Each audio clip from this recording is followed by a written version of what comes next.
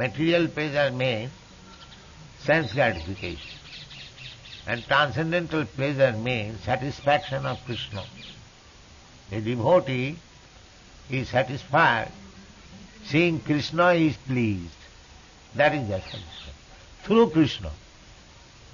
Material pleasure means direct sense perception. And spiritual pleasure means through Krishna. If Krishna is satisfied, then the devotee is satisfied. In the material pleasure, if I see you happy, I am unhappy. If I see you unhappy, I become happy. This is nature. I may say otherwise, but material nature is, if one is put into difficulty, then I become very happy. And if I am happy, others become envious. This is material pleasure.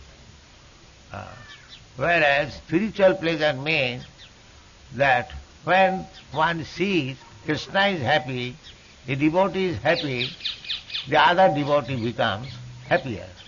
That is spiritual pleasure. In the spiritual world, there is competition.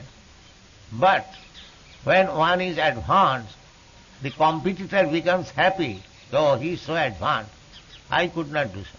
There is no enviousness. In the material world, if one is advanced, other who is not advanced, he is envious. This is the difference between spiritual pleasure and material pleasure. It is not difficult to understand.